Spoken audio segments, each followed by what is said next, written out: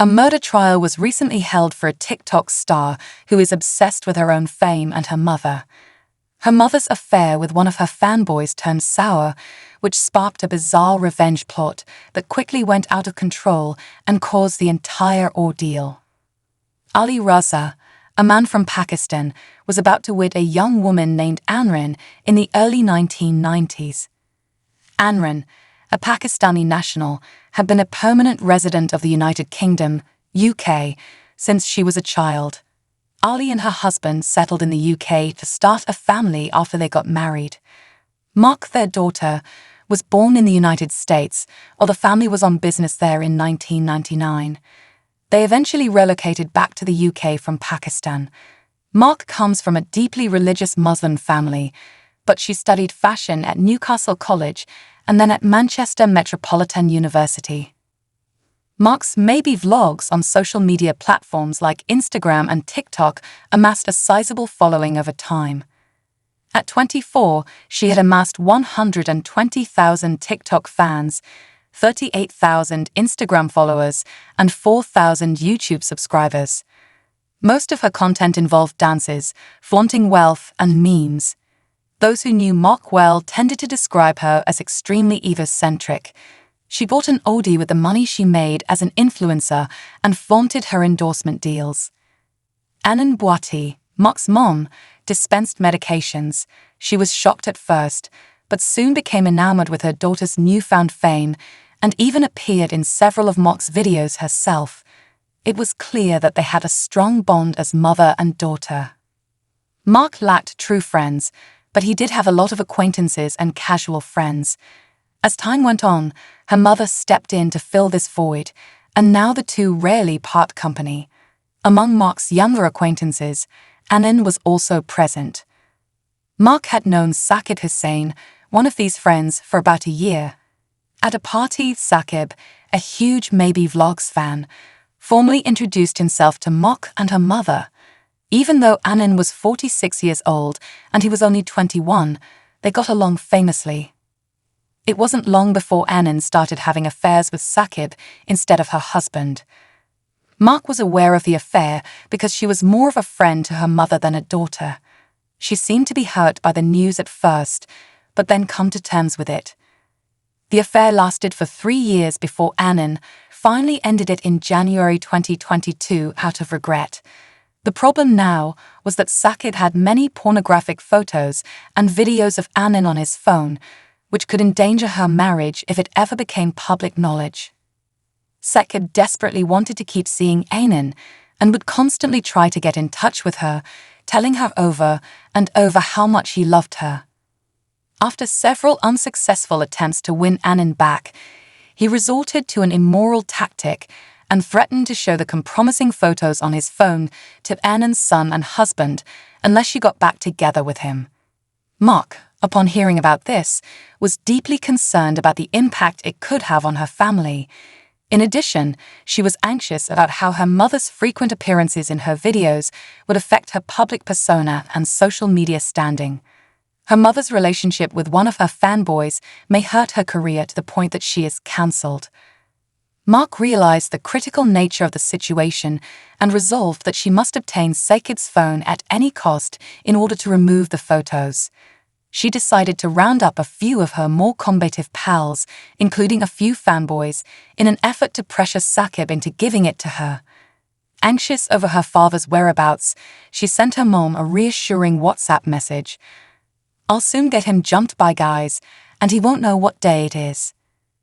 Saqib had spent a considerable amount of money on Anand during their relationship and wanted his money back if they weren't getting back together. Mahek was cognizant of this, and she proposed a meeting in which she would give him the £3,000 he requested. In the wee hours of the morning, they planned to meet in a Leicester parking lot. No one had brought money. All they cared about was getting their hands on the phone. Mahek initiated the plan's implementation. To make her group appear more formidable, she had them wear balaclavas, ski masks, while they waited in the car. She planned to use them as a weapon to force Saqib to give up the phone. She had a conversation with Ron Karwan, one of the inept members of the group. A man named Riz Jamal took on the role of the fixer, despite being in a relationship with a woman named Natasha Akhtar, who would also participate as a lookout. To bolster their numbers, they recruited Snafthullah, Mustafa, and Amu Jamal. Saqib needed a ride to the parking lot, so he asked his friend, 21-year-old Muhammad Hashim Azadan, for a favor. Hashim agreed to drive them to the empty parking lot, but it's not clear if he knew the full story. The two were seen on surveillance cameras entering the parking lot at 7 a.m. Saqib and Hashim saw the people in the cars behind masks, and they immediately sensed danger and made the decision to speed away. All the vehicles were gone from the parking lot in a flash. A pursuit followed. After Mahek's blue Audi ran a red light, it quickly caught up to them. All three vehicles were soon following in a single file. Mahek and her pals repeatedly called Saqib and Hashim, ordering them to pull over and threatening them with bodily harm if they didn't. Mahek's group surrounded Saqib and Hashim in their vehicles and then sped off down the A46 at speeds approaching 100 miles per hour. Fearing for his life, Saqib called the police during the high-speed pursuit to report that he was being chased by people in balaclavas who were trying to ram him off the road. Saqib sounded desperate and beseeching in the phone call. A scream cut off the call, however. Mahek's friends in the blue car successfully rammed Saqib and Hashim off the road. The force of their collision with the barrier and the tree caused the car to explode into flames and break in two. Sad to say, the collision took the lives of both Muhammad Hashim Ajazdin and Saqib Hussain. At one point, Mahek and her team were observed stopping at a crossroads, with two of them exiting the vehicle to inspect it for damage before continuing on their way. The police, fire department, and emergency medical technicians had already arrived at the scene by this time. They put out the fire and then pulled the bodies out of the charred remains. CCTV footage later showed Mahek and her groups strolling through Leicester's Gypsy Lane neighborhood as the sun rose, most likely debating their predicament and trying to coordinate their story. The police began their investigation into locating the blue car and the Audi by reviewing all available surveillance footage. There was mounting evidence that the crash was no coincidence. It didn't take long before they located the blue car being driven by Natasha Akhtar on her way home to Birmingham, where she was arrested. The police found damage consistent with a collision with the silver car's trunk upon inspection. The police were able to determine that Aynan and Saqib were having an affair by looking through the victims' phones. The fact that Aynan's daughter owned an Audi TT was also uncovered.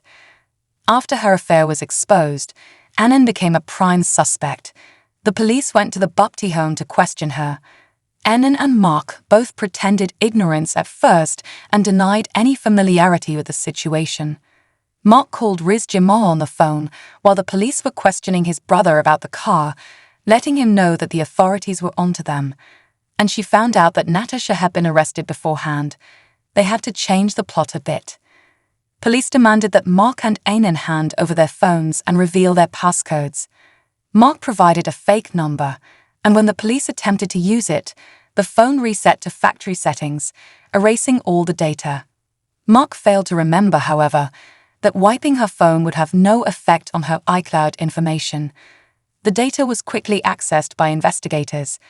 The two female suspects were subsequently apprehended and detained for questioning. There was a major shift in Mahek's account. She told the officers that they had intended to go to Nottingham, but had instead found themselves in Leicester due to roadwork. When asked how she got Saqib's number, she said she and Saqib had dated briefly. She persisted in acting as though she knew nothing about the incident on the highway, saying they were just driving when two other cars got dangerously close. She said she couldn't identify the people in the cars and that she heard a loud crash when the blue car collided with the silver one. She revealed that she prayed hard for the people inside the silver car. But there were holes in her story. After initially denying any problems, she later admitted that she had been having them, and that she had accused Saqib of cyberbullying her and demanding payment to stop. This, she said, was why she and he had arranged to meet in the parking lot. Despite the police doubts, everyone involved was arrested and charged with murder. Due to Mahek's TikTok fame, the trial quickly became a media spectacle. Love, obsession, extortion, and cold-blooded murder. That's how Judge Timothy Spencer described the case. He also shared his thoughts on Mahek, calling her immature and claiming that her success as an influencer had made her arrogant.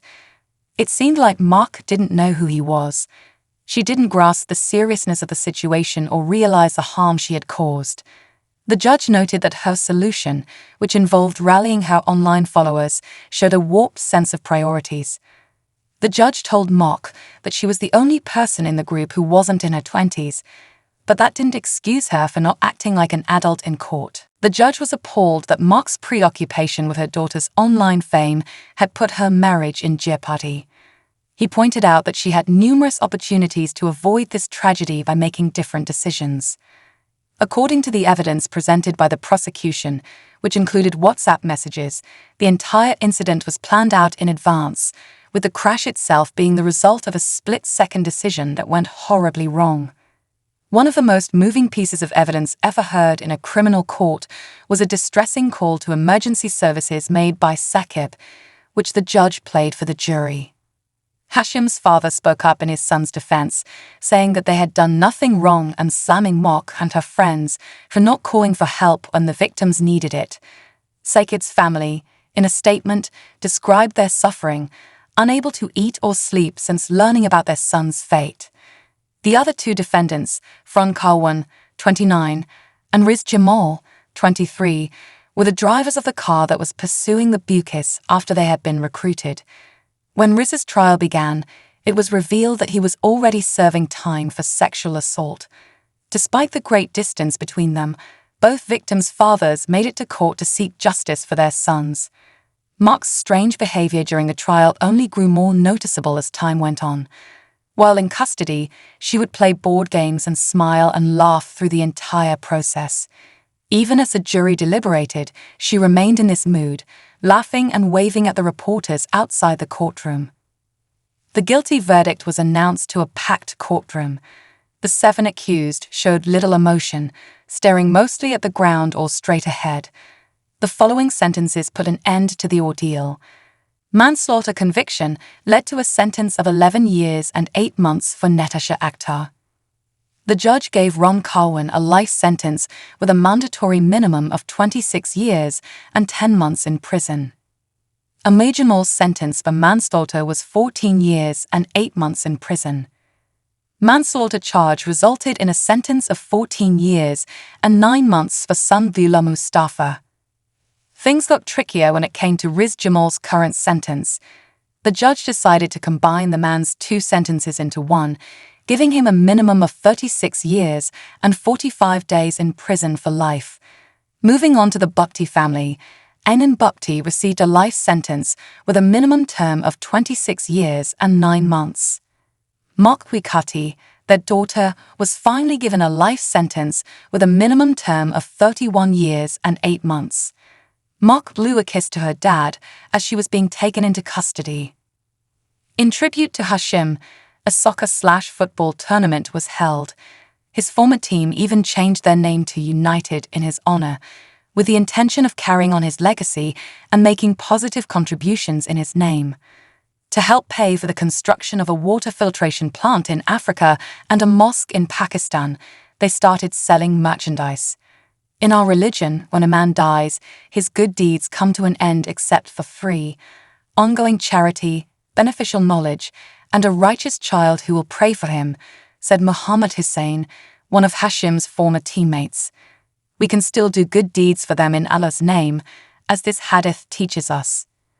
The fact that Mahek's TikTok account and vlogs are still viewable as the making of this video is a strange reminder that not everyone you meet online is who they appear to be. She's living proof that people's abilities can surprise you. Once more, I appreciate your time in viewing my video. Please hit that like button if you enjoyed the video. It will help my ranking greatly. If you enjoy this and would like to see more like it, please subscribe. You can also find me on various social media platforms where I regularly share new posts. I've enabled subscriptions, and if you'd like to show your support for the channel in any other way, there's a Patreon link in the description. Thank you and have a nice evening.